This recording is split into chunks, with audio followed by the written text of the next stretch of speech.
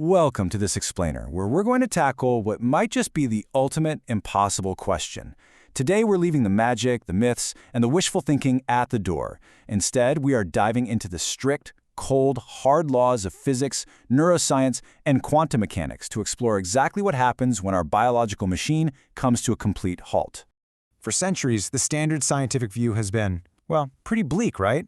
When your brain stops, it's just lights out, game over. But what if we've been looking at this entirely the wrong way?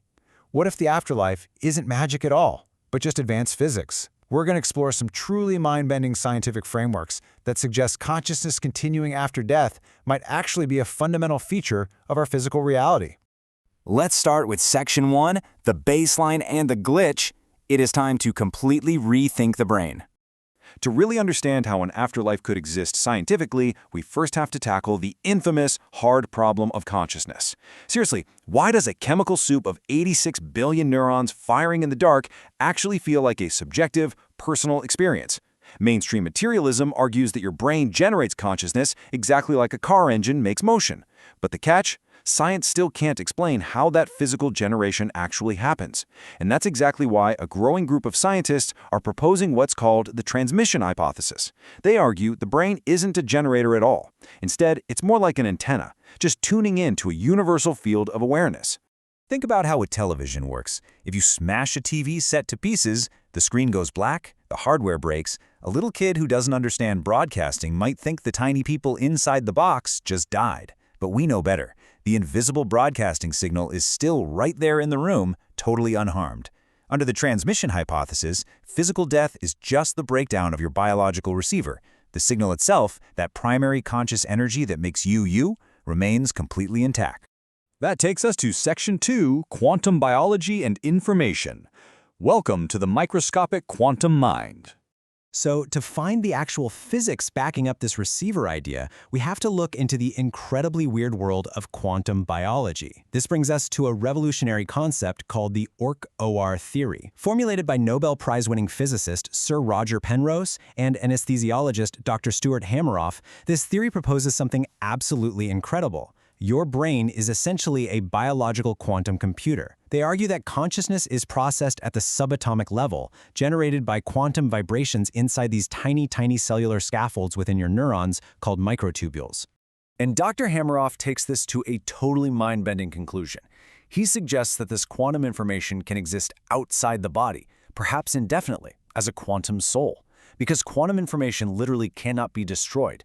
When the physical brain shuts down and is starved of oxygen, the microtubules lose their physical state. But the quantum data, the stuff containing your memories, your personality, your whole sense of self, it doesn't just vanish into zero. It dissipates into the broader quantum architecture of the universe itself.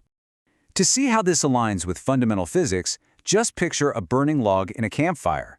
When wood burns, the physical matter converts into ash, vapor, and heat. To our naked eyes, it looks like it's been destroyed, but it's really just changing forms. This aligns perfectly with the no-hiding theorem in quantum physics, which states that quantum information is conserved entirely. Just like that burning log, the fundamental energy and information of your identity cannot be permanently deleted from reality. It has to go somewhere. Moving right along to Section 3, Dimensional Shifts and Code, Shadows and Simulations. If consciousness acts a bit like the water cycle, basically evaporating into a new phase transition upon death, we have to ask, where exactly does it go? To visualize this, let's borrow Carl Sagan's famous flatland analogy.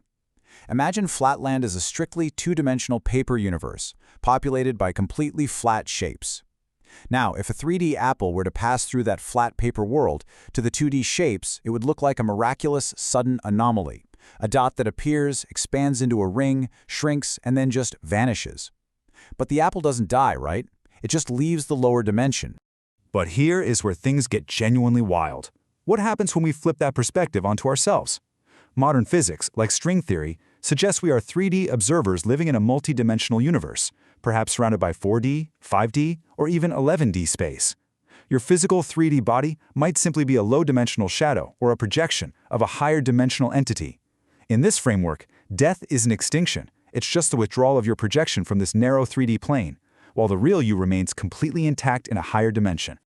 Now, if higher dimensions sound a bit out there, let's explore an angle currently being taken very seriously by computer scientists: the simulation hypothesis. This is the statistical probability, which is heavily supported by exponential computer growth, that our reality is actually a hyper-advanced digital simulation. Popularized by Oxford philosopher Nick Bostrom, this theory argues that our universe is overwhelmingly likely to just be code running on an unimaginably advanced system.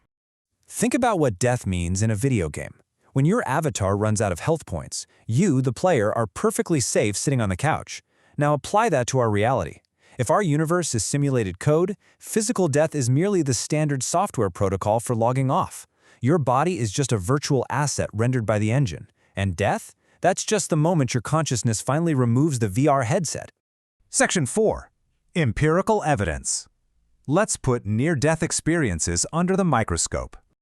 So far, we've discussed theoretical physics and coding analogies, but is there any real-world biological data to back this up? Well, consider this time frame, 10 to 20 seconds. In human biology, that window is absolutely critical. When a person suffers cardiac arrest, the heart stops and the cerebral cortex completely flatlines in just 10 to 20 seconds. Medically and biologically speaking, without that electrical brainwave activity, any conscious perception or memory formation should be entirely impossible. It should be a complete, dark void. Yet the clinical data says otherwise. In Dr. Sam Parnia's massive AWARE study, which monitored cardiac arrest patients across multiple hospitals, clinically dead patients demonstrated what's known as veridical perception. This means patients with literally zero electrical brain activity accurately described operating room conversations, specific surgical instruments used, and visual details from when they were flatlining. If the brain is the sole generator of consciousness, this should be impossible. It strongly hints that awareness operates totally independently of biology. Imagine being flatlined and knowing exactly what the surgeon just said. And that brings us to Section 5, the ultimate flip, biocentrism. To explain how consciousness can exist without a brain, Dr. Robert Lanza proposes a framework called biocentrism. This theory argues that consciousness doesn't spring from the universe as some kind of late-arriving biological accident. Actually, it's the exact opposite. The universe springs from consciousness. Pointing to quantum mechanics and the famous double-slit experiment, biocentrism highlights a proven fact of physics. Physical reality only takes on a definitive, solid shape when it is measured by a conscious observer. This reframes our entire existence. Under biocentrism, space and time are not independent, hard physical objects floating out there in the dark. They're basically biological software tools created by the mind to organize sensory information, kind of like putting on blue-tinted glasses. Because you generate the concepts of space and time in the first place, death doesn't exist as an absolute end. It is simply a boundary line, a shift to a brand new state of conscious observation. So, when we pull all of these groundbreaking frameworks together, a beautifully consistent theme actually emerges. Whether you lean toward ORC-R, the higher dimensions of string theory, a simulated reality, or biocentrism, the big takeaway is the same. You are not just a temporary meat machine. You're a localized quantum node, and your consciousness simply shifts forms, dimensions, or phases when the physical machine finally stops. Which leaves us with this final, profound question to chew on. If your 3D physical body is just a temporary shadow, what chapter of the universe will your consciousness read next? Science is showing us that death isn't the end of your story, but simply the moment you turn the page. Please like and subscribe.